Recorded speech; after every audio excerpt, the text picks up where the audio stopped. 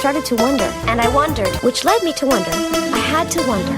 I started to wonder. I couldn't help but wonder. I couldn't help but wonder. I couldn't help but wonder. I couldn't help but wonder. I couldn't help but wonder. I couldn't help but wonder. I couldn't help but wonder. I couldn't help but wonder. I couldn't help but wonder. I couldn't help but wonder. I couldn't help but wonder. I couldn't help but wonder. I couldn't help but wonder. I couldn't help but wonder. I couldn't help but wonder. I couldn't help but wonder. I couldn't help but wonder. I couldn't help but wonder. I couldn't help but wonder. Hello, and welcome to City Girls Make Do. I'm your host, Alex, aka Reese's Pieces. I'm your host, Stephanie, aka a cute, smart, sexy, single, smoking alcoholic. Today we are talking about season 2, episode 16. Am I right this time? You are, yes. Was it good for you? Was it good for you? That's the episode title. Yes. There's a lot of sex talk, so fair warning, this episode will be not safe for work. It leans a little bit more on the sex side than the city side this week, so be careful. I mean, in case I don't know, this is your first listen. If you're the guy who found out about us at a bar, and this is your first listen, then we talk a little bit about sex. We can get a little bit raunchy sometimes. A little bit. You might want to hold on to your diaper. I don't know why I said diaper. You might want to hold on to your pants. If there's any adult babies listening, then stop. Get those passies ready because you're going to spit them out. You're going to need to grow a wig before you lose it because you're an adult baby. So you shaved your head so you look like a baby. That's what all adult babies do. Yes. Why do we just talk nonsense all the time? It's a great show. Yeah, no, I think that's how we should run this whole podcast, so. All right, goo goo gaga, shall we jump in? I think we should, yeah. So we start with Charlotte is in bed with her new man. He's a doctor. He's an orthopedic surgeon. And his name is Bram. Bram. It sure is. Yeah. So, okay. I found out after the episode that his name was Bram because I thought that it was Graham. And then I had to look up something real quick and I had to look up like an episode script to see what someone had said. And then I found out, oh no, it's Bram. Just like, Stroker. Like, yeah. Yeah. Bram Stroker. That's our porn name, our collective porn name. Yeah. So Bram and Charlotte are making out in bed, and he starts snoring because he's fallen asleep. Yeah, he sure does. And Charlotte is so offended. She's like, "I must be so bad in bed. You fell asleep on me." Like, he says he's a little tired. I mean, apparently, like, according to Carrie's voiceover, he's overworked. I mean, he is a surgeon, I guess. So, like, he's like an orthopedic. I think he said he did like 3 carpal tunnels. And, surgery seems like hard. I've never done it outside of that Wii game. What's the one? Oh, is there a Wii game that does surgery? Is it like a Wii Operation? No, there's like a doctor game for the Nintendo. I remember my friend playing it all the time. I don't know. There's someone probably screaming right now. Well, it's probably at least as hard as that. Yeah. It's probably at least as hard as a Nintendo DS game. But he seems he just fell asleep. He fell asleep for like 3 seconds. And the next we see, she is crying. She is bawling to Carrie. Yeah. She's so upset about it because Carrie's just like, look, he was probably just tired. I'm sure it's not you, Charlotte. Like, you're fine. It doesn't mean you're bad in bed or anything. Like, yeah, poor. He has a high pressure job. I don't blame him. Yeah, and like, okay, like you're already in bed. That's already snooze town. Like, I don't know. It's fine. I mean, as soon as I go to bed, I'm like, I don't know. This is my home. This is my cloud. I'm an angel, and I'm gonna stay here forever. Well, I feel like it's kind of the problem we have every single week, which is like, okay, do this once and it's fine. Do it over and over again and it's a problem. And he's done it once. And it's also the problem we have every week where it's like, not everything is a personal attack on you. Yes. Yes, true. This is just, he has a very stressful job. He's probably been standing up during surgery for 8 hours. Let him have a nap. And what's comfier than being slid inside of someone else? It's just you're so cozy, or you're warm, and it's like the vagina is the weighted blanket of nature. It's like a sleeping bag for your dick. Uh-huh. Yeah. It is. Yeah, nap time, so. Yeah. Oh, I just want to cuddle up inside a nice toasty vagina. I mean, it's just natural, baby. That's pussy, babe. That's it's where we came from, so. I love that Sam just totally disagrees with this whole thing, though, because Carrie, like, goes and tells Samantha about it, and she's like, well, no one's ever fallen asleep while they were fucking me before.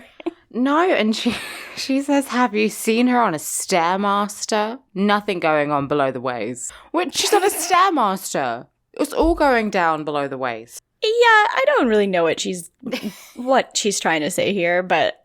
Like, maybe pick something. Maybe say, like, have you seen her in, I don't know, Taibo class or something. Something where you're moving the rest of your body. I was going to say Zumba, but Zumba didn't exist then. Yeah. Oh, really? I don't know shit about exercising, but... As we figured out last week, we don't go to the gym. We're just naturally, or whatever shapes we are. Yes.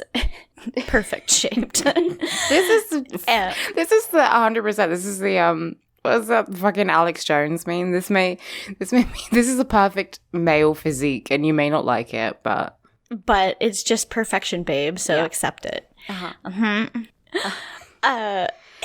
And then we get Samantha's. She's been propositioned by her gay friends. Yeah. And Carrie can see where this is going before it gets there. Yes. Because, I mean, we all can, but... Yeah, so it Family Guy style changes to like a flashback of Samantha at dinner with her gay friends David and David, and they are like, oh, we were thinking about it, and we were thinking that if we ever had sex with a woman, we'd want it to be you. And Samantha is obviously very flattered, and she agrees to sleep with the pair of them. Yeah, she's very intrigued. Like, she kind of makes that Samantha horny face that we know and love. Yeah. Yeah. And then, so Carrie is like, they're gay. Like, Samantha, I love Samantha's response, though, because she's just like, for a sex columnist, you have a very limited view of sexuality. She's right. I mean, I kind of agree with Samantha on this whole thing where she's like, hey, she's just, Samantha is obviously the most open about exploring her sexuality. And she's like, the future is pansexual. So chill out, Carrie. I did think it was really interesting that she chose pansexual as her word of choice here. Yeah, I mean, it is interesting. I don't know. I mean, Carrie is right, as we will find out later, but I mean, she doesn't know these people. Like, they might just be looking to explore something. There's nothing. I mean, we both know people who have been like, we're lesbians, and then dated men. Oh, yeah. And, like, that's totally normal to do. So, yeah, I wouldn't be surprised if this happened to be a case where that wasn't true. But, of course, it's Sex in the City. So, of course, if you're gay, that's just it. Yeah. You can't be bisexual in this world or anywhere in between unless you're Samantha and you're trisexual. Unless you're Samantha and you date a woman for like 3 episodes and then realize you can't eat pussy anymore. Yeah, which like can't relate, blocked. But. Yeah, I don't know. Every time like I guess sexual fluidity or like pansexuality or bisexuality comes up on this show, I'm like, wow, we are the perfect people to talk about this. I can't believe like, the universe placed her cards and they landed perfectly. They really did. Yeah. Thankfully it doesn't come up that often, but like the times it does come up, God, I get so mad. I get so red mad nude online about their takes on bisexuality. It's a lot. I mean, when we get to interracial dating, our hive minds are gonna explode, like. Oh, fuck. Yeah, no, I can't. We'll get there when we get there. Yeah, I think we're gonna have to be drunk for that one. Yeah. Anyway, moving on. we get a pretty quick question of the week, actually. I was surprised it came so early. Unlike last week. True. Oh God, all these callbacks were going so well. So wow. Carrie is typing away at her computer.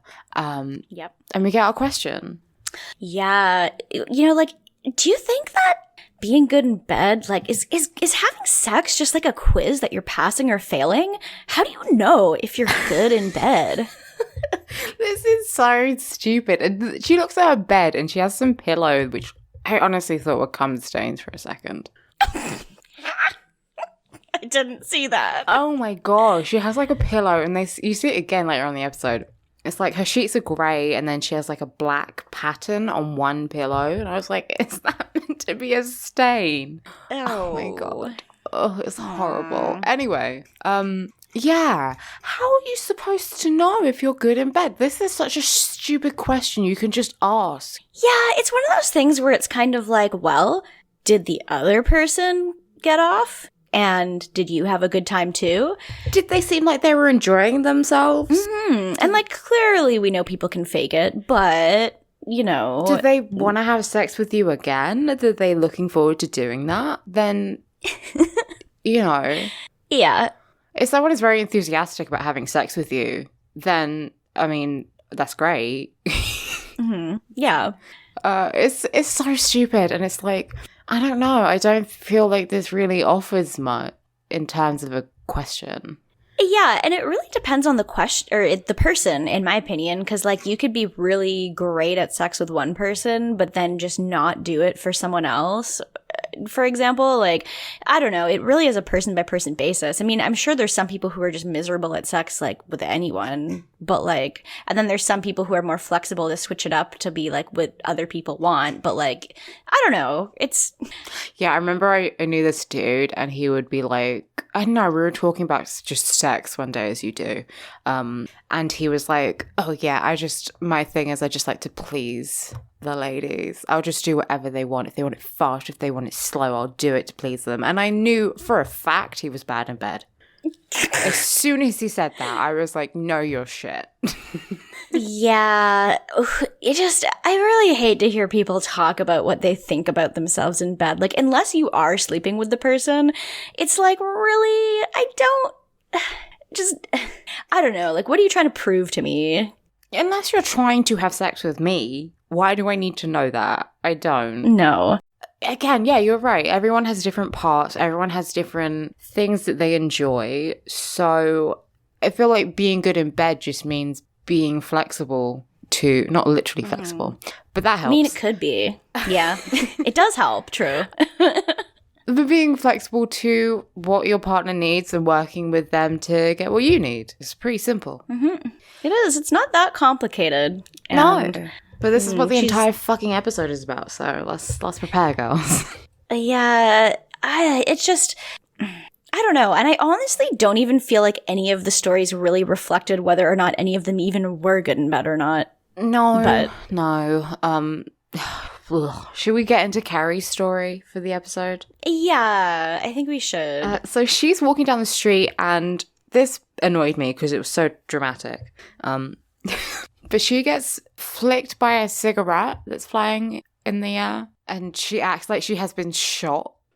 She truly does. She's like, whoa, oh my God, ow, I got hit by a cigarette that was loose. And I'm like, how much could that have possibly hit you? It couldn't have had very much, pressure against your arm or whatever when it hit you. Like, it's hot, but I don't understand. She acts like she's JFK getting fucking assassinated. It's so much. Yeah. I have, and I've walked into a cigarette before. Yeah. It doesn't hurt. It's just like, she's like, I thought a bee stung me. And yeah, that's kind of just what it feels like. It just feels like a little, when you get an injection or something, it doesn't hurt. Yeah, for like 1 second. And yeah. And then it's fine. I remember I walked into my mum's cigarette once when I was a child. and you lived. I lived. I don't even have a scar from it. She's like, I'm gonna get a scar. Like, you're not. It just flicked you. It's not like he put a cigarette out on you. No. So your mom was the dramatic one about it. Yeah, she was like, I've killed my child. Oh, that's so sweet of her. And I was like, I don't know, I was about 8 and she was like smoking and I ran into her and she was like, don't do that. Oh. Anyway, I had to get stomach surgery. I have a new tummy. Oh, yeah, you had to get that amputated. I don't have a tummy. That's why my waist is so small. Yeah, and so the guy who threw it on her is a man named Patrick Casey, I think. His name's Patrick. Yeah, I didn't get his last name. She keeps calling him Mr. Casey. Oh, does she? God, I didn't even notice that. I watched this episode at like midnight after I worked for like 12 hours straight, and I just astral projected onto my couch to watch it, and I don't know. Yeah, so she keeps calling him Mr. Casey. It's very annoying, but his name is Patrick. He's very New York. He sounds like Steve, but he's more attractive.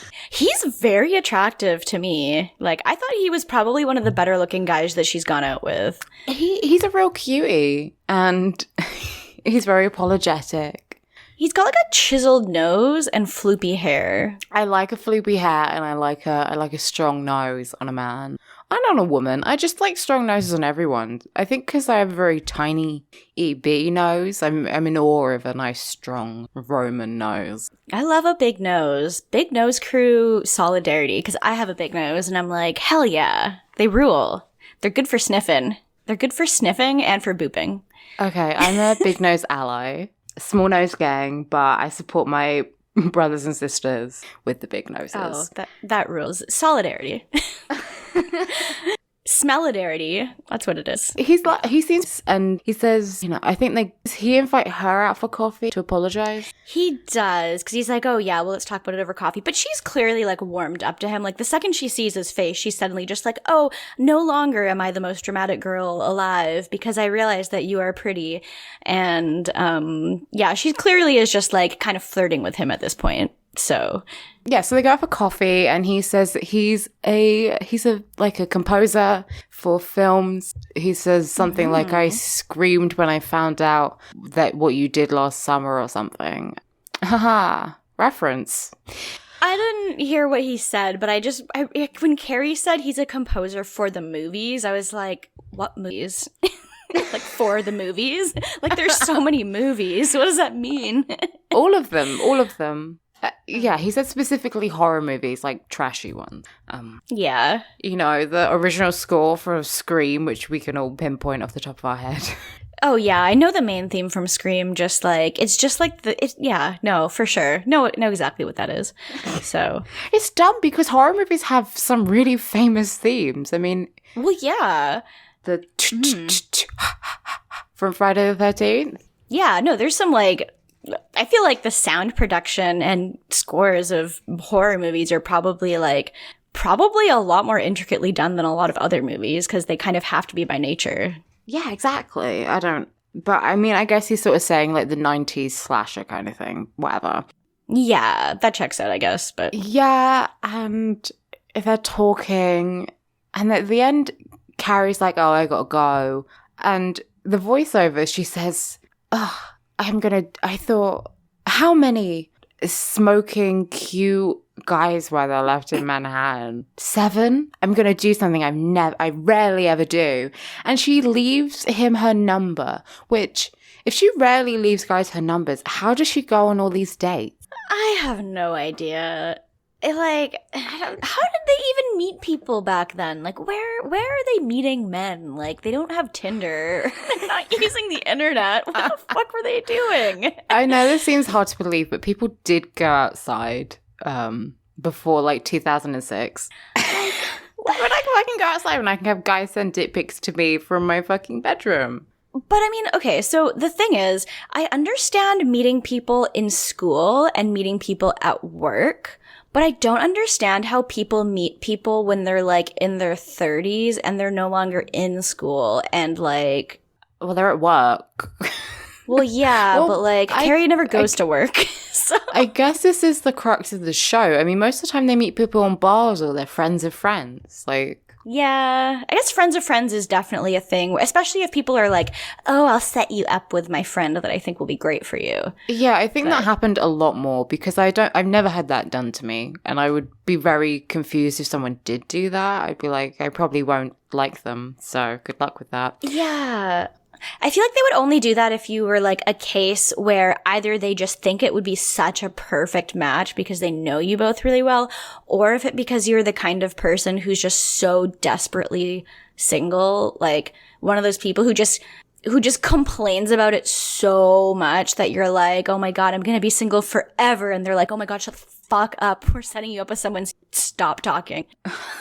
I mean, I do kind of do that just in the hopes that, like, I don't know, someone will say, just because I have a friend, and she doesn't listen to this, so I can talk about it, but she's getting proposed to soon, and I'm like, fuck you, first of all, for getting proposed to, when nobody loves me and I'm gonna die alone. Oh my God. I think that's really different though, because I never have gotten a pathetic vibe from you though, is the thing. Whereas you know how some people are constantly talking about stuff and you can just be like, oh my God, they're like, oh, you know, oh, you got any plans? And they're like, no, I don't have any plans because everybody hates me. And you're like, okay, cool. It's a very different vibe, so. Well, yeah, they're like Debbie Downer. But yeah, I guess that is what happened back in the day, back in the 90s, you know, decades ago. Where even are we now? Like, so she leaves her number. How else did you keep in contact with someone? I guess, like, normally the men leave the number for her, maybe? I don't know. It's not that deep, Carrie. They still had phone books, so... He's gonna use the phone book and dox her. Oh my God. Someone dox Carrie Bradshaw. She needs to lose her job. Yeah, she does. Then, yeah, she does it. She plays it off like some stupid joke, like, oh, well, here's my phone number because you're going to need it because I'm going to be, you know, contacting my attorney about this, you know, burn that you gave me. So you're going to need my number for that. And it's like, oh, you're so funny, Carrie. You're such a funny prankster. Yeah. And then... Yeah. And then she's with Miranda, and this is the weirdest, I don't know, they make up these, like, reasons for them to be hanging out. This one's the worst, I think. Yeah, this is the dumbest thing I've ever seen. They're at Miranda's place, and Carrie isn't even helping her, but Miranda is changing her sheets because she bought new sheets. Yep. What a reason to come over. And, you know, Miranda can't decide if she loves or hates the color. It's this pink, and who knows? Oh, she's like, oh, no one wants to sleep with me, so if I get new bed sheets and make my bed a place I want to be, then I'm hoping others will think the same. Because they totally... I feel like if guys are already coming to her place, they're already planning on sleeping with her, so, like, the color of her bed sheets isn't going to make a difference, but... Yeah, they're going to go, oh, pink, gay. They're going to go, oh, just like a labia, and... Oh, is that, like, where you wear pink lipstick? Because, it, like, subconsciously reminds men of a engorged vagina. It's exactly like that, yeah. I remember reading that in like a fashion magazine or like a teen one, and they're like, wear pink lipstick on dates because it will remind men of, you know, and it's like, okay. I've never heard that. I've just seen that one Tumblr post that's like, pro tip or life hack. Try to match your lipstick color to your labia and it'll like totally match your skin tone. And someone's like, how the fuck am I supposed to know what color my labia is? And they're like, just whip it out in the store. I mean, I have had nipples. I think your nipples are more or less the same color as, like... They probably are pretty close. Yeah. Again, just don't. Whip your tit out. If you're going to whip your tit out anywhere, then whip it out at Sephora. Why Sephora? Oh, to get the makeup to match? Yes, and it's a safe space. It is a safe space. Everyone there is very nice, so... And Carrie is talking about herself as she does. And she is like, oh, he hasn't called me in 3 days. He must think I'm ugly. Oh, boy. We're really having a normal one, Carrie. Yeah, Miranda is like, okay, so you can think whatever, you know, you can think you're beautiful, but a guy doesn't feel the same and suddenly you're ugly. She's basically like, shut the fuck up. Yeah. She's like, Carrie, look at my fucking sheets. I spent so much money on these, and you're trying to talk about yourself. Oh, there's a flaw in one of the pillowcases. It's really interesting. I didn't really get that close of a look. Yeah. Well, I think Miranda makes some joke about how everything that comes into her bedroom is broken or has a flaw. And I don't know. I've been watching a lot of Real Housewives as well lately. And it's kind of amazing what rich white people are like. Yeah, I can imagine. This just seems like a very dramatic over nothing, which that does sound like a rich white person thing to do. This feels like, I mean, in all those Real Housewives stuff, they'll just have someone over for no real reason to their house and they'll just walk around. And it's like, why do you have this person at your house if you're not going to do anything? I have friends over sometimes and we'll like just hang out without plans to do much, but we'll still like do something, like hang out with my animals or play a video game or something. It's not like we just sit there and talk with a cup of tea in silence. Like, this kind of reminds me of my grandparents have told me stories before where they have some friends who will pretty much only invite them over when they have, like, something new that they want to show off or something, who will basically just be like, oh, we redid all our floors, or we got a new car. You should come over sometime and see it. And they're just like, oh, fuck off. We don't want to come over just to see your new floors. Like, I think Instagram has killed that because I just post a picture of it if I get something new. Thank God, because I don't want to have people over every time I want to, like, show off something cool I have. Like, I can just tidy one room or I can tidy my entire house. Yeah. Tidy the one room. Yeah, I can't imagine wanting to be like, oh, I need all my friends to see my new tattoo. That means I need to see them all in person. Like, I would rather die. You can see it on the internet. Just open the door and go, look at this. And then go, fine, you can go now. Yes, exactly. Okay, so after that, we have Carrie and she's walking down the street and she's like, oh, I decided to look through all the thrift stores because I wanted to find the perfect $7 dress to go with my $300 shoes. Oh my God. And she bumps into Patrick. Yeah, you know, small city. She just runs into him again. And this scene is so uncomfortable for me to watch in every way. I don't know. Oh, it's because it's so awkward. She just decides to do and say everything which she should not do. Well, yeah. Well, because first of all, the first part is she tries to decide, should I go talk to him or should I just leave him be? Like, he hasn't called me. It's been like a week or however long it'd been.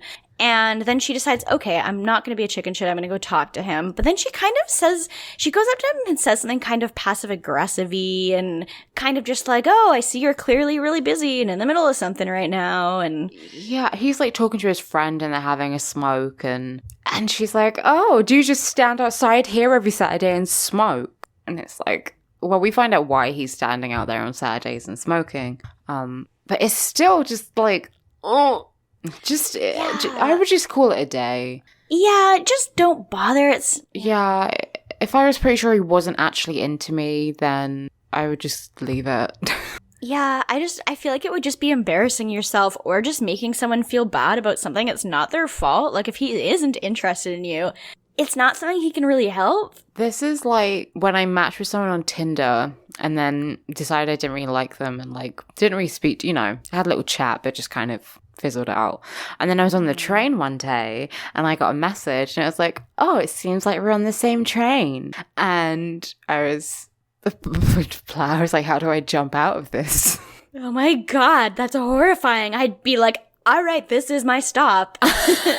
And the worst part of it all, he was messaging me on my phone. He didn't even come up and talk to me. So that's like a real cuck move, I will say. Oh God, that is horrible. That's the worst thing that could happen. Like, imagine seeing someone and you are 12 feet away from them and you decide instead of just talking to them, then you would send them a message. I can't imagine either of those.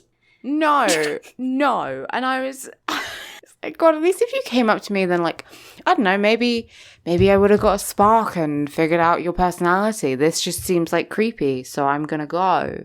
Luckily his stop was the next one, so I think fucking... Oh God, that's good. Ugh, I hate it when people try to talk to you when you're on the bus. Like, the only time I'm ever gonna acknowledge that someone I know is on the same bus as me is if we're actually, like, good friends and not just acquaintances. Like, I don't want to talk to someone I don't know that well for as long as I'm trapped with them, because, like, you're on the bus for a fixed amount of time. Yeah, unless we are traveling together.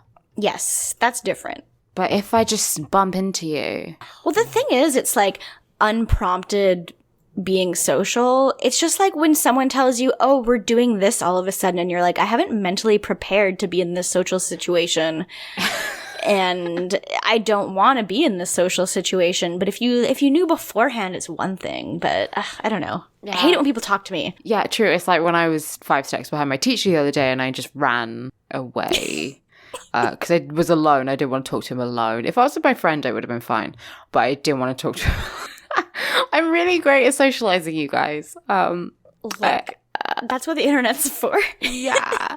Everyone always says, oh my God, Alex, you're so confident. And I want to scream because I kind of want to mourn whatever confidence they have if they think I'm confident. Jesus Christ. Uh-huh. Yeah. Where are we?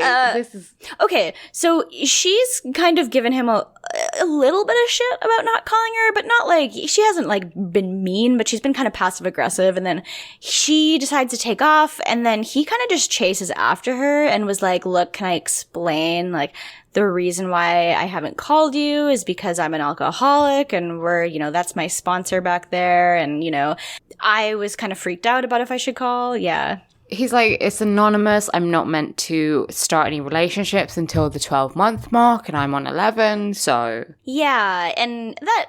I've never heard that rule before, but I mean, I guess I just don't know a lot about Alcoholics Anonymous, but yeah, he explains that it wasn't that he didn't like her, it's just that he's not really supposed to get involved, so... Yeah, I mean, I think I did sort of know for any sort of addiction recovery, you can't be in a relationship for a little while because obviously you're going through a lot. Starting a new relationship is kind of a bad idea. Oh, yeah. And she says, okay, well, you can, call me in a month. Oh my God, she makes a terrible joke. Oh, she does. It's so painful to watch. He says something like, oh, you're not freaked out by the fact that I'm an alcoholic, and she says, no, I love alcoholics, I hope to be one someday. Yeah. And then he's even like, yeah, that's not funny. And she's like, well, if we go out for coffee, maybe it'll be funny over coffee. Yeah. He like awkwardly kind of laughs, and he's like, ugh. I mean, it's painful. But yeah. he's won over by her for some reason, and he says, oh, screw it, like, screw a month, let's go out. I mean, it's only a month. What harm can it be? I mean, he is at the 11-month period. I mean, time is fake, but, I mean, I don't know what this guy's recovery story is like, but they go out. If your sponsor would okay at 12, I don't see why they can't okay at 11. They go on their first real date, I guess. Ugh, I hated this too. Yeah, that just how he's like, oh, I have an addictive personality, and if I start a bag of Chips Ahoy, then I have to finish it. And it's like, I don't know. Just talking about addiction with someone who is an actual addict is like, ooh. Yeah, this seems like a weird conversation for them to be having on a first date. Like, it's a bit of a deep dive, but they're doing it in such a lighthearted way, but it's still like, okay, it's a little on the nose. I don't know. Because Carrie's like, what does she say? She can't help it with Reese's Pieces or something? Like, Reese's Pieces and chews. And he says, oh boy, that must be bad on your stomach. Yeah, everything is like just a phony laugh. This is a terrible date. But they seem to be enjoying it. And yeah, they're fine. But... yeah, they get to Carrie's door, and she sort of leans in a little bit to kiss him, and he just walks away. Oh, I screamed. It was so awkward. Like, she's leaning in, and then he just turns on his heel and just walks. I mean, I would generally take it as a bad sign if we didn't at least have a peck. before saying goodbye. Yeah. But they go on another date and he does it again. And I'm like, Carrie, you could just kiss him yourself. Yeah, I don't get it. Like, I feel like, I don't know. I mean, it's obviously a person-to-person thing, but, like, I've personally never had a first date that didn't have at least... Like, a kiss at the end of the date is more or less a sign of, like, I had a nice time. Uh-huh. It's not like you're inviting them upstairs or anything, which would also be, fine. But, like, it's that is so far removed from even having sex on the first date. Like, having a kiss is so, I don't know, to me it's very, like, I don't know, it's very innocent. Like, it's not like it really even means much more than we had a good time. Yeah, and the kiss can go as far as you want. You can have, like, a little peck, or you can have a full-on schnog.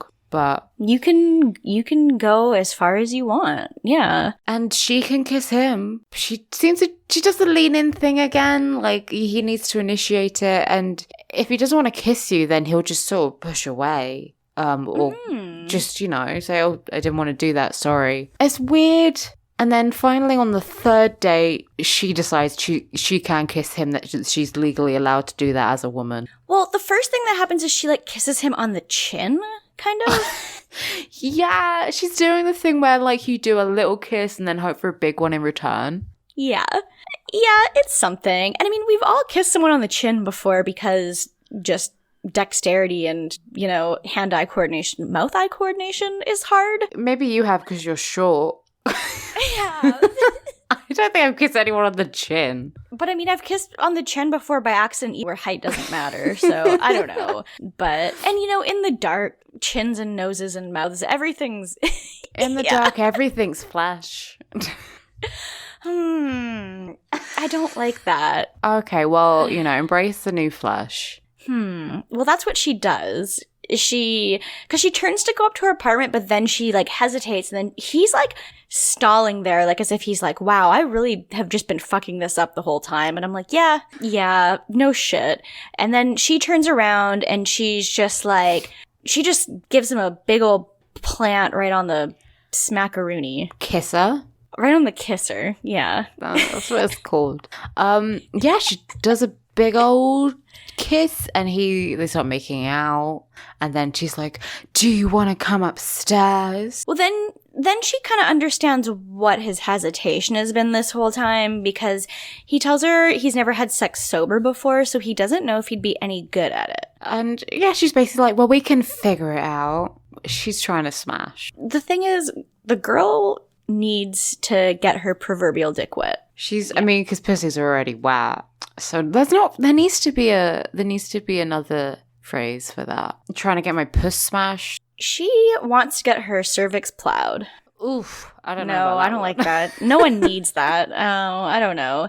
She needs to get her clit checked. She needs to get her clit checked like a check mark. Like, you just go like a little Nike swoosh. Yes. Don't know about that one either. We'll workshop it. We'll come back to you next week. Yes. Yeah, and he goes to town. He's a noisy boy. He's so loud, and you like see his back all like flexing. He's about a foot from where her vag should be. It's very weird. Yeah, logistically it makes no sense, but get off, I guess. It reminded me of The Room, where he's like humping her belly button. Yeah, and that's not good to picture. No, after he comes, this was the grossest thing. He starts jumping up and down on the bed, like nude with his gunk-covered dick. I imagine just a condom still half on. It's probably gonna fall off if he's jumping on the bed like this. Like a used full condom on his dick, jumping up and down on this mattress. Carrie I think it's true because she's not enjoying it. Maybe she can get Miranda's old sheets after this. Yeah.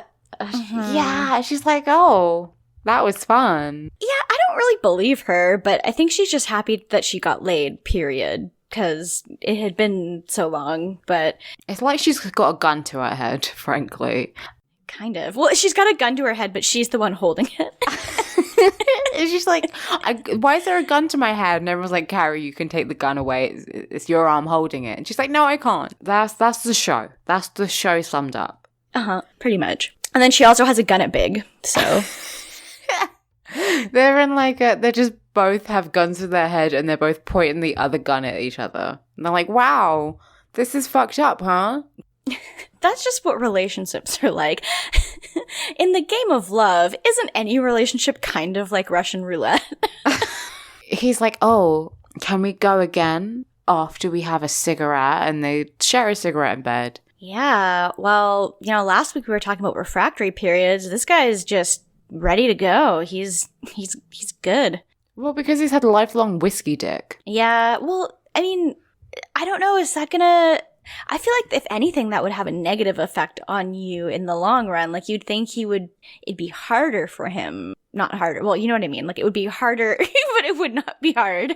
I don't know, but he loves it. He's like, wow, have people figured out that sex is good? Yeah, like sex? Did you know that it's good? Have you heard the good word of our Lord that sex is good, actually?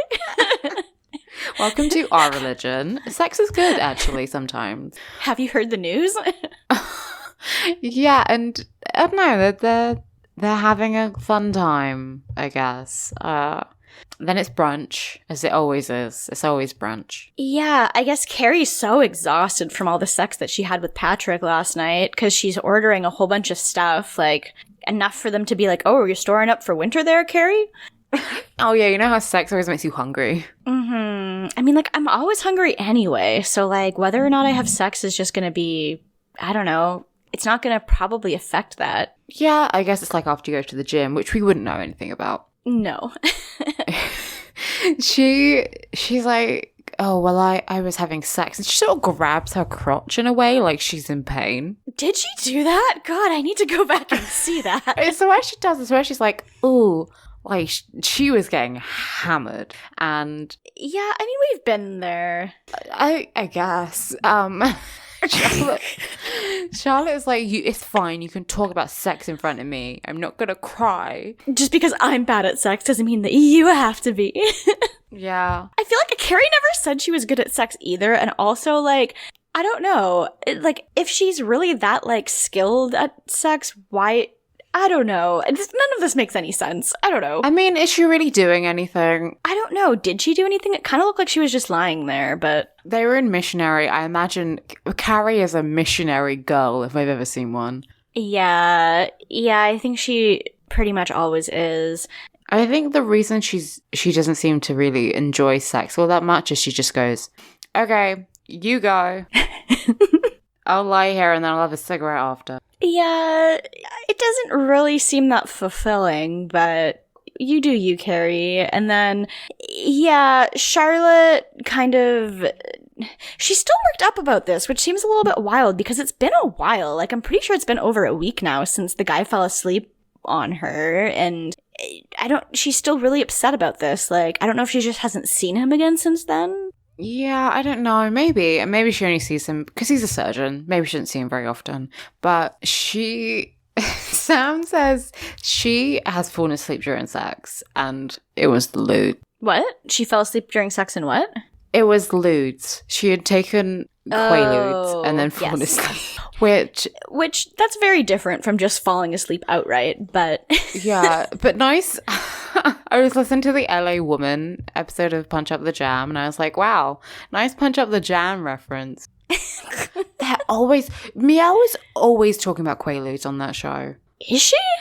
Yeah, I feel like she's mentioned them at least about 3 times, which is a lot for one specific drug, which isn't weed. That is true. Yeah, it's true. It's not exactly a, like, commonplace drug that everyone's doing. I wish I was alive in the 70s so I could do Quaaludes. Like, they're just sleeping tablets. You can do those. Like, you can still do that. They're, like, if anything, there's only more drugs now than there were back then, so... Yeah. Reagan did his job really well. There's no drugs on the market anymore. Yeah, but Charlotte's like, I've decided I'm going to be really good at sex, and I'm taking a class of tantric sex. Yep. I mean, that's one way to do it, I guess. If you don't want people to fall asleep during sex, why would you take tantric sex classes, which, take ages. Yeah, that's a really good point. They like take ages to have. Like that's the thing everyone knows about tantric sex is you fuck for hours. Yeah, that sounds just. I mean, we all know my opinions on this. Yeah, you know, we know. there's a limit. For any new listeners, Stephanie has a very line in the sand rule about how long sex should be. Yeah, if it's been 30 minutes and you still haven't busted that nut yet, then you can bust that nut right out the door because it's too long. So, time out. Yeah, so that tantric sex is not my bag. But don't worry, she signed up all of the girls for this class. Yay! Yay! They can all be in a class together, and Samantha's just like, please, I could teach the damn class. She's probably. I would go to a class with Samantha as the teacher. Yeah, I'd be interested in what I could learn from her. So, So then, speaking of Samantha, we go to her threesome next. This is awkward. Yeah, she's like glammed herself all up. She's wearing a lovely silky nightgown, and she's feeling a bit hesitant at first. Yeah. Like Carrie's voiceover says, maybe she's gone too far. Like, what does that even mean? What's the worst thing that's gonna happen? I don't think this is too far. No, I don't really think there's anything that weird about this. I mean, it's like not. It's not like a standard thing that everyone would have done, but I don't think it's like, I don't know. They just seem like they're treating it like, oh my God, like this could be so bad if it goes wrong. And I'm like, I really don't think it could be. I mean, no, it does go wrong because that's the show. It goes wrong, but like no one gets hurt or anything. She comes out and she sees them, they're like kneeling on the bed, wearing matching boxers. It's very uncomfortable. This whole scene is so uncomfortable. Yeah, they're just waiting for her. They're waiting for her like perked up on the bed, like they're, I don't know, pugs. And they're like, oh, you look gorgeous, you're like Gina Harlow. And so that she's really into it after that. Yeah, she's kind of excited about it, even though she was hesitant. But then, I hated to watch this. This was so much because they start like kissing her neck and then kissing her face and then kissing her down her body. And then they get to like her boobs and they're like kissing her nipples at the same time, like one each, just like through her lingerie. And that's the weirdest part is they're just like sucking on some silk. Yeah, it's not even just like her boob. It's her boob with that silk over top of it. It's so... Samantha likes it, but I'm just like I get why they would maybe not show the full nudity on TV, I guess. Or sorry, not on HBO. It's not television. But yeah, I don't know. It's so painful to watch as then they move down further and I'm just like, I'm gonna scream. Well, they nearly scream because they sort of, I don't know, I guess they're meant to be at her vag, but they basically get to her belly button and they look at each other and go, oh, we can't do this. Yeah, I don't know what sparks this because she's still like basically clothed. Like we can't see any, anything under her lingerie or anything. They both just suddenly realize they can't do it. It's like, what did you expect to be down there when you knew that's what it was? But I mean, I don't know, but they're valid for wanting to stop, but... Yeah, I get the feeling maybe this was meant to be nude and then like they decided against it at the last minute or something. Yeah, possibly, because that would make the scene make a little bit more sense. But it would also, I mean, this is already very uncomfortable. If it was nude, it would be even worse. Oh, for sure. It'd be, maybe they didn't realize that until they actually went to film it. And then they were like, oh, this is a lot. Like that would basically be, like softcore porn on TV. So, they could have filmed it a different way and still got the same point across though. So this was very uncomfortable to watch. Oh, for sure. They totally could have done that, but they didn't. We got the fun of watching this instead. And I'm not that surprised. Yeah. No, Samantha is really disappointed though. Yeah, she seems like offended. And like the thing is, you can't really gauge what to expect from it beforehand. Like I feel like the worst thing that could happen is that they're like, okay, actually no, we don't want to do this because we're gay. And the best thing that could happen is they were like, oh, we had a really good time. And like, but the worst thing that happened doesn't necessarily mean it's because you're bad at sex or unattractive. They're just not attracted to you any more than you would be attracted to a woman, say. Yeah, exactly. So it's not like they're personally saying we don't think you're hot. They were even said like if it was going to be any woman, it would be you. Yeah. I mean, they've thrown nothing but compliments at her. It's just, lines aren't aligning. Yes. But Samantha is disappointed because, everyone wants to have sex with her. So this is like, it's a hard hit to take. It's a very hard hit to take for her. She's very upset. Then we go to Carrie. Yeah, they have like a really quick scene in bed, right? Like Patrick is kind of just all over her, being like, it just kind of seems like he wants to have sex constantly because he's realized just how good it is. And she can kind of tell that he's getting very attached to her. But then she's like, oh, I gotta go to this tantric sex class. Yeah, I'd be like, hey, I'm going to a tantric sex class. When I come back, it's gonna be worth the wait. And yeah, so that's like pretty much the whole scene. And then we go to the tantric sex class. And, like, Carrie keeps talking. They are talking so loudly. Yeah, the whole time, too. Like, they just won't shut up. And it's like, guys, there's a time and place for this. Like, I don't think anything, as someone who still takes classes, I don't think anything annoys me more as when I'm sitting next to someone and they're just chatting. Yeah.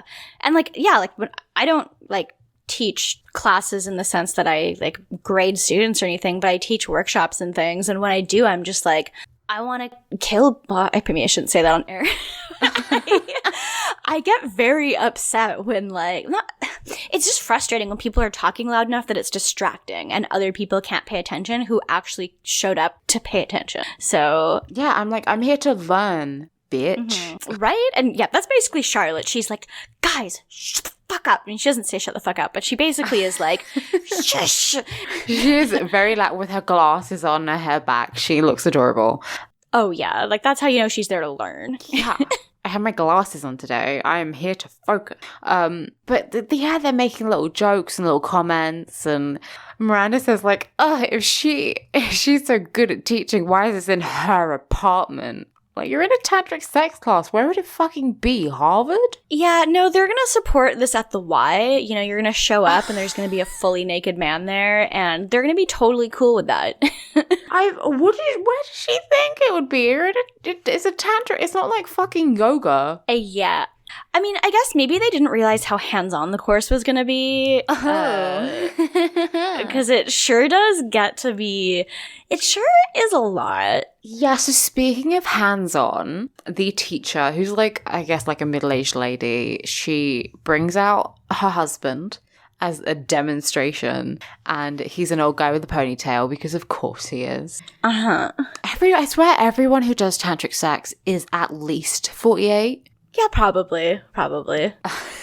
And he comes out and he like lies down on the floor, and Miranda's like, I guess I can see why this is in her apartment. Like, okay. So what are they talking about? Yeah, again, this seems lawsuit heavy, but she starts demonstrating on him what did she say? The lingam massage. As soon as she said lingam, I was like, oh fuck, I know what that means. Oh god, I don't know what lingam means. I'm afraid, but... Dick. Oh, it's just dick. Okay. I knew it was a dick massage, but... Yeah, like a yoni. I'm pretty sure it means dick, and same way yoni means vag. Okay, got it. Yeah. I don't know. I know a bit about chakras. I can never remember it. He comes out and he lies down, and she apparently gives him a hand job for an hour and a half. Yeah, and it's a long time. I cannot imagine. That's over 3 times longer than the legal limit. And I mean, I feel sore just thinking about someone jerking me off for an hour and a half. Uh-huh. That's just too long. You're gonna be chafed, like... Yeah, you're gonna need that lube. You're gonna need some lube. Bad. And then she says to reach for the man's root chakra, which is between the anus and the genital. AKA the perineum. Yeah, and all the girls except for Charlotte are just, like, laughing so much when they start talking about this. And she's like, well, the women who are laughing, please collect themselves. Which, I'm sorry, you are jerking off your husband woman in front of a group of women. What do you expect? For an hour and a half. What do you think she talked about the entire time? Because I imagine a lot of what she was doing was probably the same for a while. Like, I don't understand what she was describing. And I would just be bored by this point. I would just be out of it. And it's not even the root chakra, like, it's just a prostate. Yeah, pretty much. What is the root chakra then? The root chakra is the one at the bottom, so that is sort of where your genitals would be, like base of the spine kind of area. Right. I think like the thing where they like shove a jade egg up your vagina is something to do with the root chakra. Okay. They sure didn't teach me this in Avatar: The Last Airbender. I just host a class and I'm like, okay, here's what a fucking chakra is. Like, here's all the bits and pieces of information I've learned from having a new age mother and watching tarot card readings for hours on end. But this is some free information. Prostates make people come. So if you can find that bad boy, someone's in for a bit of fun. See, it rhymes. Yeah, I feel like that isn't really new information, but I guess for them it is. I don't know. Yeah, I mean, I don't even think you can physically find chakras. Like, I think they're just kind of like, you can't find it. Isn't it just largely spiritual? Like, Yeah. It's not, it's like when someone says a third eye, like, that's one of them. Well, that's not my third eye. Third eye. That's my root chakra. It's like, this is like, I mean, every time white people talk about like some sort of spiritualism, I mean, everything's based off like a mismatch of Buddhism and Hinduism and every Eastern religion they can get their hands on, which is not Islam, just smushed together. You're like, this isn't, you don't know what the fuck you're talking about, but go off. Get off. Yes. Anyway, he comes. He does get off. It just gets more and more intense, and the guy's just like, you can tell he's about to explode. It's, I don't like it. I don't like it. I don't ever want to see a man with a ponytail have an orgasm. They don't deserve it. And then when he does eventually come, Miranda gets a facial. Yeah. It's like, I feel like she could sue them for this. She ends up... There was almost definitely a waiver at the start of this class. That was like, if you accidentally get semen on your face, then you're not allowed to proceed with legal action against us. There was 100% a waiver or a contract. I know it because I would sue the shit out of them. I would be like, well, guess this is how I die, and then jump out the window. I would not be able to live with myself. That's incredibly valid because same hat. So yeah, I don't know. There are a few situations where I think I would just immediately have to kill myself. And then Gary's voiceover says something like, after we took Miranda off the ledge, which makes me think she did. Oh, relatable. Yeah, that'd be me.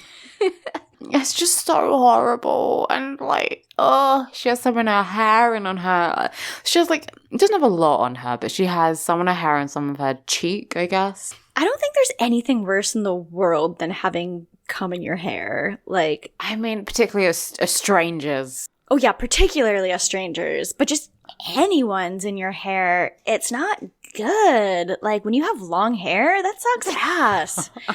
It's bad. And yeah, but she doesn't have long hair, but it's still gross, and it's a stranger, and her hair's gonna be nasty now, so. Yeah, if you're gonna have anyone's cum in your hair, it should be a trusted partner. A trusted partner, yeah. And it should be because you said it was allowed to be there. And you should be in reasonable access to a shower immediately after. If you don't go, every single time you go down on someone, you don't say, don't get it in my hair and don't get it in my eye, then are you valid? I mean, I guess it depends on the level of the relationship. Sometimes you might just kind of have it understood that it's okay. I don't know. Don't get it in my head, don't get it in my eye. Don't get it up my nose. There's an easy way to avoid it getting into all of those places, but... True, but no one wants to drink bleach. I would rather do that than have it on my hair or my eyes. Like... Oh my god. To each their own. To each their own. And then we get Patrick and Carrie, and they're walking down the street, and he's like, okay, so I was talking to my sponsor today, and I realized that I could just say it to you, and I love you. And it's like, I don't know. This is like just having a scab ripped off me very slowly. I died. That's it. That's the end of the sentence. I can't handle this. This is getting, like, every scene with them gets worse and worse as it keeps going, and this was too much for me.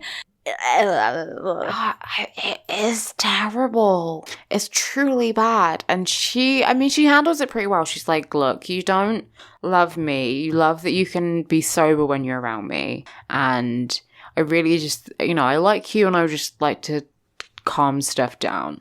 Yeah, that's a good way to handle it. It's just like some space. Carrie acts like an adult for once. It's really great. She does. It's almost like when she's with Big, I don't hate. It's true. She has a lot of kind of valid episodes when she's not with Big, because Big is like brain poison to her. Yeah, she's actually like just handling her relationships like a grown-up. She's dealing with emotion. She's funny. She wears cute outfits. It's making responsible decisions and things. So it's great. It's going really well, and he kind of takes it. He's like obviously hurt by it, but it seems like he just takes it on the chin. Yeah, it kind of seems like it, but he also just doesn't really process what's happening, because she just says it's only a couple days apart, and I'll see you next week, and he asks if she's breaking up with him because he thinks it's that serious, that it's just like, what am I supposed to do without you, like, or when I'm never gonna see you again. And she's just like, no,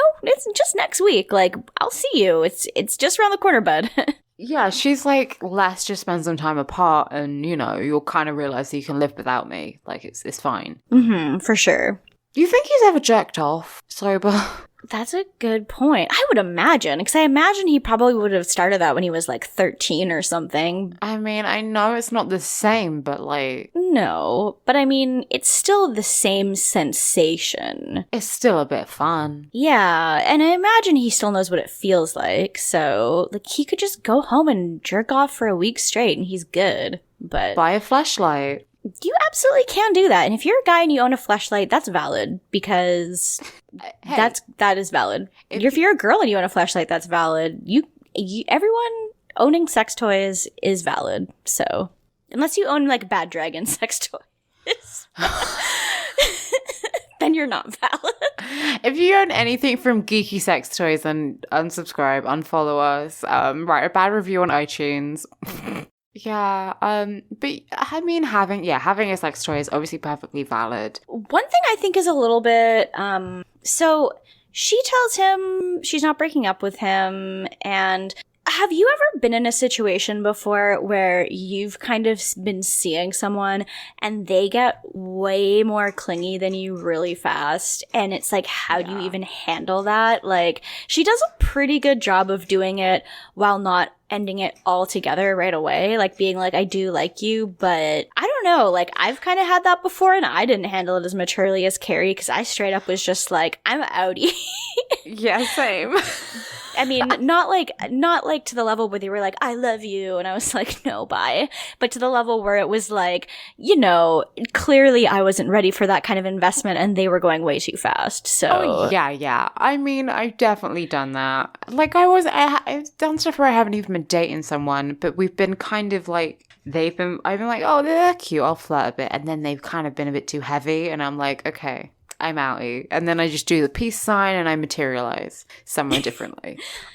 That's a good idea. Yeah, I mean, I've never done like, I've ghosted people in the sense that, like, back in the day when I used to use Tinder, if like something wasn't just clicking with someone I was talking to, like, either of us just ghosting each other was normal. But if I'd actually gone out on a date with someone, I wouldn't just ghost them. I would at least be like, look, this isn't working.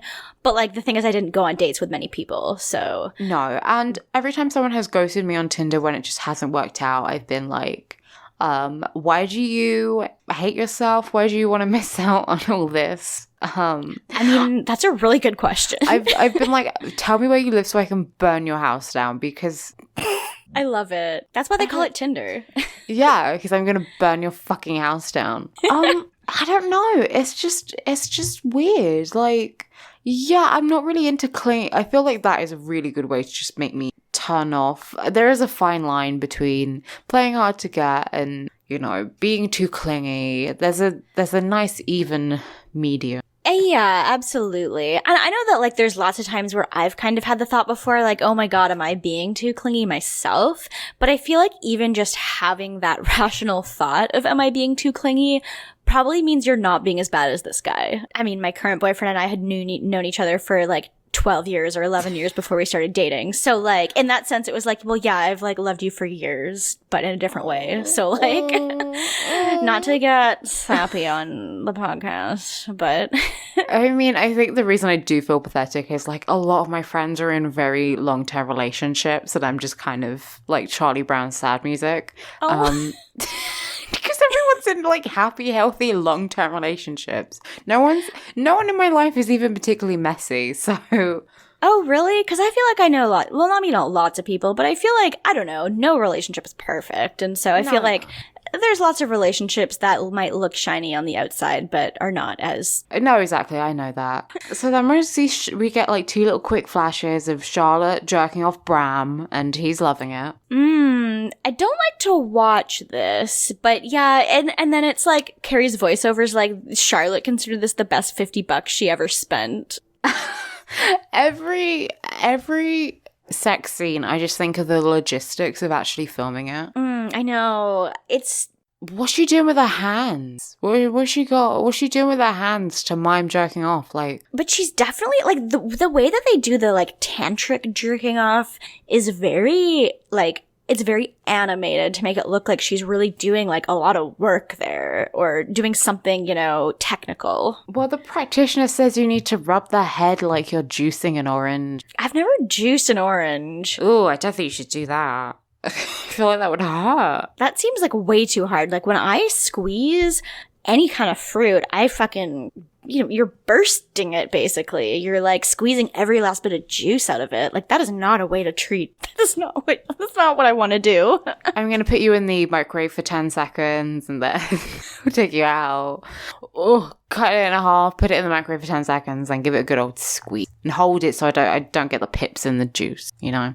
And then we see Miranda. Oh my God, this is so horrible. She's in bed reading and she's, like, got all these tissues and she's, like, wiping away the phantom cum. Phantom cum. But I mean, that is what's happening. There's nothing in her head, but I think she still sort of feels it there, you know? Yeah, she's traumatized, which I understand. That's, wow. Yeah, mood, we've been there. And then we go to Patrick. Well, actually, we go to Carrie and we hear some screaming outside of her apartment. Oh boy. Yeah. Patrick is there and he's like, Carrie, you broke my heart. And he has a wine bottle. He's a wine drunk, just in case you wanted to know. He's a wine drunk. Who would have guessed? Yeah. He says, you bitch. Like, okay. But then he's like, I loved you, but you couldn't love me, and now I'm drunk. And it's like, love it when guys are like, you're a bitch because you didn't love me. And you're like, cool of you to say that. He's about 2 stops away from calling out the C word. Yeah, like, that's really bitchin' to hear. I love it. I love to hear that. So it's good. This is just men's writing for the past, I don't know, 500 years. Yeah, they sure do like to say that. Yeah. She sort of opens the window and she's like, what? And he's taking off his clothes. He smashes the wine bottle because he just throws it behind him. And Carrie sort of, she's like, I didn't even break up with you. She throws down like a dressing gown or something for him. Yeah, because he's, like, fully naked. And I'm like, girl, he has clothes there. He's deliberately choosing not to wear them. Why are you throwing your clothes at him? He's not going to put it on, like... No, he's not like, oh shit, I'm freezing. Oh my God, you're so smart. No, he takes them off and he then runs naked down the street. And other people are, like, shushing him at this point. It's not even just Carrie. It's like, and he's yelling shut the fuck up at, like, her neighbors who are telling him to be quiet. It's like 2 in the morning. Yeah. It's good. It's really good.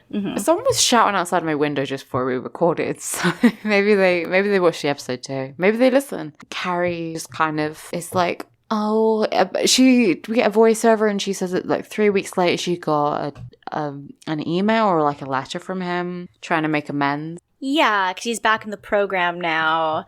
and she never actually got back to him, and she's basically just like, I always wondered if he stayed sober, and then she's like, but it also made me wonder, am I really that good in bed? Ugh. Which, did you really need to end it with that? Like, really? Did you not just realize that this guy has very deep-rooted addiction issues? Mm-hmm. Like, this has really nothing to do with your skills in bed. It doesn't even have anything to do with her as a person. No. It's not a great way for her to end the episode, considering she's been pretty valid for most of the episode. Aside from the thing she said where she was like, I'd love to be an alcoholic one day, and I'm like... It's like, in case you forgot, Carrie was a fucking self-absorbed, like, piece of shit. Uh-huh. Yeah, who's incapable of thinking of anyone else but herself. She is incapable of human empathy. Like, this guy just had a really big relapse, and, you know, she is, like, she's not really responsible, but you can't have that happen and not feel guilty. It's kind of a heavy topic for an episode that they try to kind of handle in like a comical way, and they don't really stick the landing on it. No. Should we get into rankings? Yeah, I think so. Fuck, I don't know. I feel like Miranda is maybe my top because she didn't deserve that. Like, all she did was show up. She deserves to have her friends swear to never bring that up and, you know, I don't know, drugs and cupcakes. She's in my top because of that. And then I guess I think I'd say Carrie second because for the most part in the episode, she's like kind of okay. And then Samantha and then Charlotte last, I guess. I don't know. I feel like Charlotte's last just because I'm kind of like, you made such a big deal about this thing that's really nothing. Like, I don't know.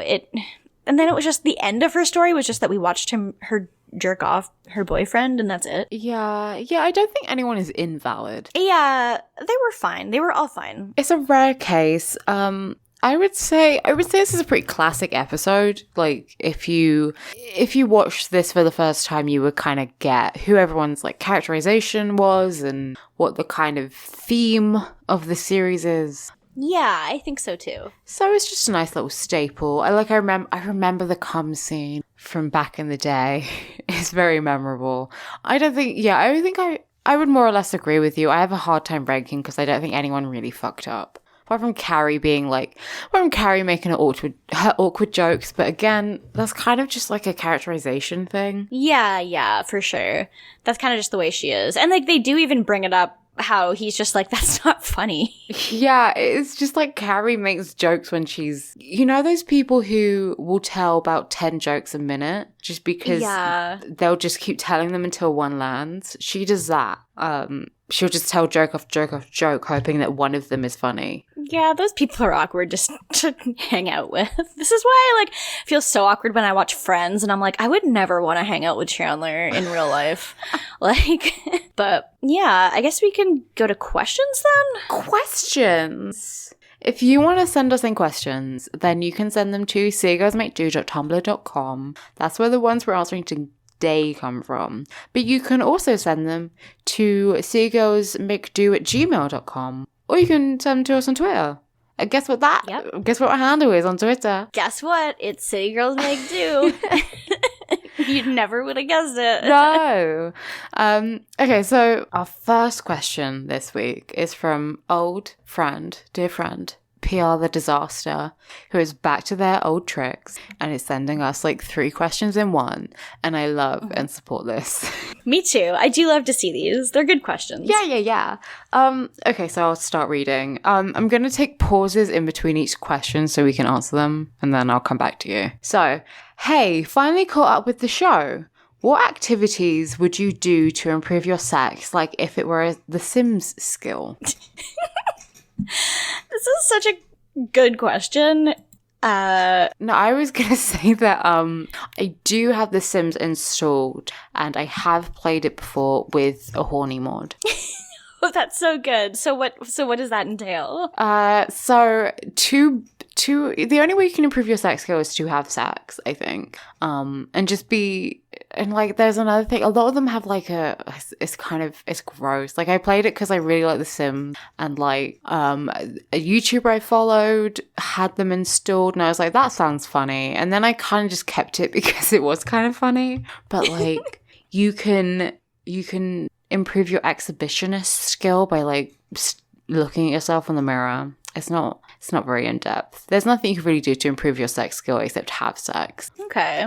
So that's the official lore. That's the official lore. Okay, good. My thought, the only thing I came up with is mowing the lawn. Oh, okay. That'll increase your sex skills. Farming. Yeah, farming. Okay. Imagine, someone merges Farmville and The Sims and makes Simsville. I don't know. Do you remember? Hey, 90s kids, do you remember Farmville? Oh, fuck. I just feel like I had, like, flashbacks. And I'm like, this is... You had, like, acid flashbacks from when you're like a Cheech and Chong. You're both of... Yeah, oh god. Fuck, I forgot I even ever had that, boy. Yeah, that's why I'm so good at sex today, because I had Farmville when I was younger. I'm really good at sex because I play The Sims and I make my Sims bang. I think I have, like, kind of like a leftover Arrested Development kind of thing. You know when you strip your Barbie dolls naked and you make them scissor? Yeah. I feel like I have that with The Sims. I'm like, I can make Barbie dolls and make them do whatever I want. I mean, the thing is you can. So, the thing is you can, you should, and you will. Yeah. I've downloaded so much custom content. I downloaded a lot of mods. My computer is gonna fucking die. If you don't get Seagulls for a couple of weeks, it's because my computer died because I downloaded too many mods. Of The Sims. In 2019. It's good. I love it. Next question. Yes. From them is, what was the most interesting / hands-on / explosive class you've ever had? I feel like, I mean, obviously this question is based off of the tantric sex class and it being literally explosive. But yeah, this is... So, okay, I had two thoughts. The very first one was I was like, I did archery once. Which is kind of like a fun hands-on thing. But then I was like, oh, well, I'm a chemist. So something mine literally exploded. Yeah. Oh, I mean, yeah, I've exploded things before. Oh, so, yes. Yeah. And maybe not necessarily in a class, but that's where I learned how to explode things. And I have, like, lit stuff on fire. Like, I remember there was a lab once where we were supposed to heat something with a Bunsen burner to burn off all the water, and then my whole thing caught on fire, and it was, like, bright green. And so I was like, oh, cool. So, I don't know. Lots of chemistry classes. Yeah, pretty explosive, like, literally. So... So I still take a lot of acting classes, and like I will say probably about 40% of my teachers have been insane. And like not even in a fun, like I can tell a story, just like, oh, this has made me incredibly uncomfortable and like I don't want to be here. Oh boy. Yeah, just like, I mean, you do a lot of weird stuff. It's like very physically. I've had classes where like I've been running around for about 2 hours, you know, and crawled on the floor pretending to be an animal. And it's just like, I don't see how this is going to help me, but okay. Yeah. I would say I actually just had a thought. Speaking of explosive, I remember when I was about 11. This was first year of secondary school, so I was about 11. We had like a cookery class, like a home ec class, and I can't even remember what we were making. I think maybe a roux, and I was like, we were in pairs, and I was with my best friend, my bestie, Rachel. Heart out to Rach. Shout out Rachel. Rachel, heart out to Rach. None of you guys know her because I'm protecting her from you evil cretins. And so we were in class and like we were reading the instructions and it said to melt the butter in a pan. And like we were fucking 11, so neither of us had really cooked properly. And we put the pan up high and then put the butter in and it started smoking, and the teacher came over and she started yelling at my friend, and she's also it was really horrible. And like Rachel was a fucking angel, Like, she's lovely. She wouldn't hurt a fly. And she was, obviously, when she's 11, she's very quiet and very timid. And I was just like, why are you yelling? I was like, why are you yelling? Why are you yelling at her? She didn't do anything. I put it in the pan. I was the one who said to put it up high. And it didn't say on the recipe sheet that we need to put it into a cold pan before turning the heat up. And I was basically just like, I was so mad because she was yelling at my friend. Like, this fucking... I hate teachers who are like, you know, grown fucking adults and feel the need to scream at a child. Like, grow the fuck up. Yeah. And this teacher's face was like, I think half she hated me and half she was kind of impressed that I stood up for my friend and myself. And she let us carry on. Oh, wow. Okay. But I ended up taking catering for my GCSE and I managed to get her, and she fucking hated me and managed to make my life a living hell for about a year. But it was worth it. Well, that's good. Yeah, because, I mean, even now, she'll, like, bring it up and be like, you know, that's where I knew you'd stick up for me. Because I don't like bullies. That's really sweet. It's very sweet. It's good. That's me being nice. I'm a nice person. My name is Defender of Men, so I will defend people. Anyway. I love that. Okay, so last one from PR The Disaster is, what was the hardest petty addiction you've ever had? I don't know. I feel like I have a hard time, like, not doing things that are distracting when I'm in things like classes and seminars. Like, I know that when the entire time I was in grad school, I'd have to go to seminars every single week, and I spent every single seminar, if I wasn't napping, I spent it playing 2048 on my phone. So that was very addictive for me. I played that so much. And that was like after it was popular. I played it when it was popular, and then I started playing it again in grad school. And I got really into that.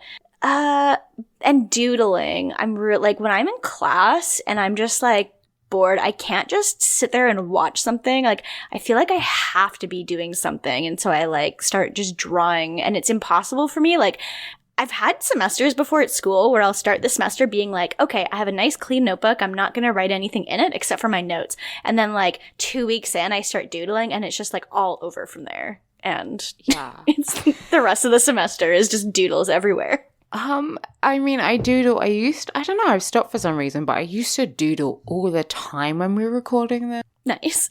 I just sit there and doodle, and then, I don't know. I need to do something with my hands all the time. Mm-hmm. Like, I'm very fidgety. I'm very fidgety too, yeah. Yeah, I mean, even when we're recording this, I'll talk with my hands, because I talk with my hands a lot, even though there's no one in the room. Same. Just like, I need to describe this with my hands. I don't know. I mean, I smoke, which is like the dumbest addiction because it doesn't even do anything, really. I mean, you look cool. You do look cool. That's the thing. I do have a leather jacket as well. So if I'm smoking and I have my leather jacket, then I look like a badass. Yeah, everyone's like, oh my God, is that James Dean? And I'm like, no, it's me. It's Alex. Hi. But I mean, I've gone down on that quite a lot, I think, you know. So that's good.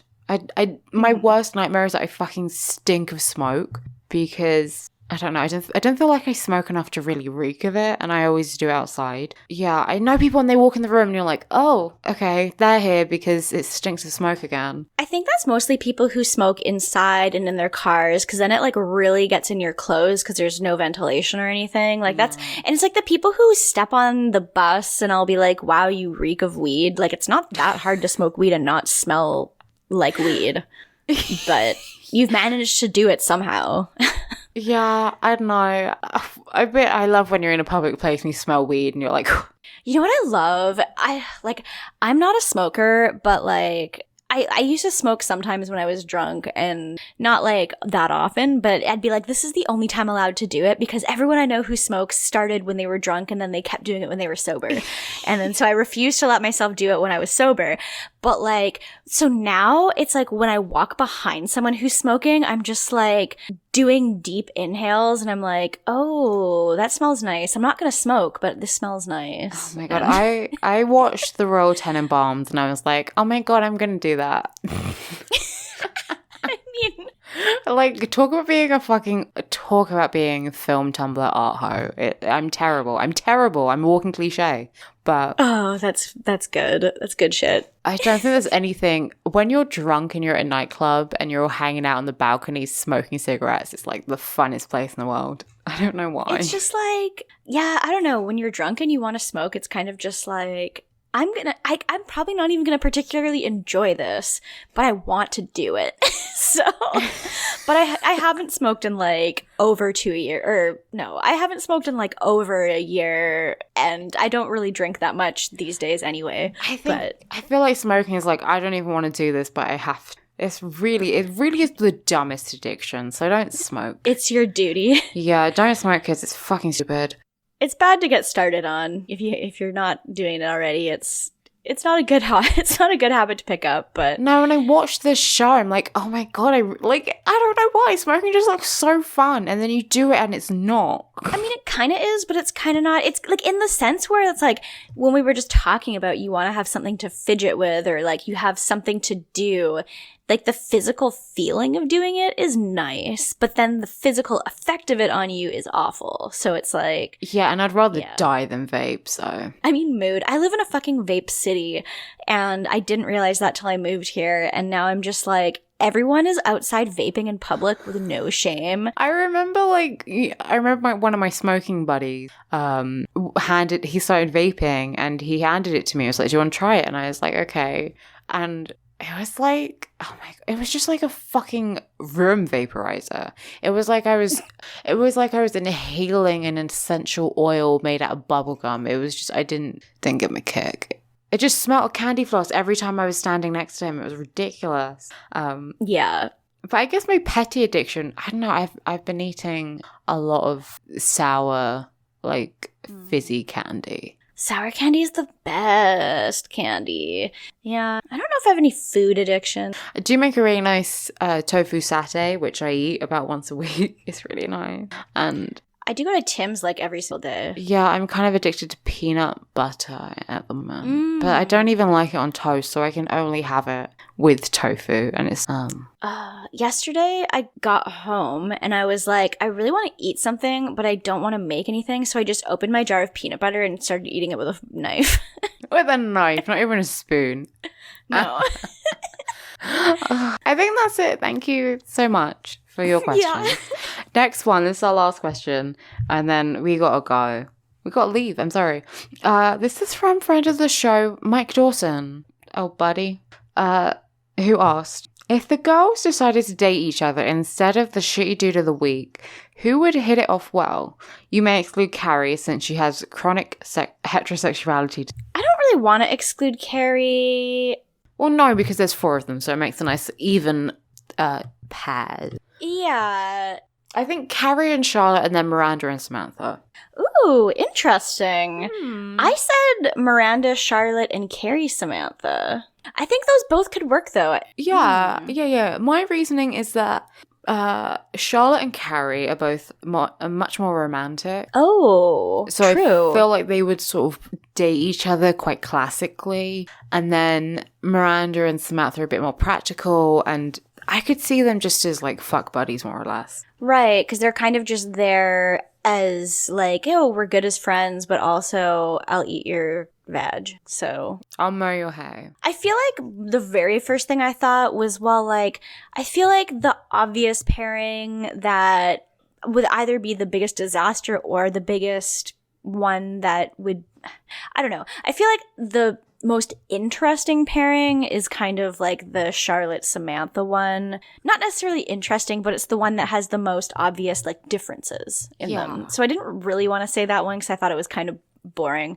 So then I was like, okay, well, Miranda and Charlotte kind of, they're both kind of the most down-to-earth ones in the sense of being like kind of, they don't really exactly want the same things, but they're both very, like, seem kind of like, maybe not family people, but they're not exactly like people who, they don't seem like the kind of socialite people that Carrie and Samantha both are, I guess. Yeah. Even though Charlotte is kind of like that waspy socialite, but they're both kind of a bit more grounded, and I feel like they could kind of balance each other out a little bit, where Miranda's like not afraid to tell Charlotte like, you're being an idiot, and Charlotte could maybe make Miranda a bit more romantic.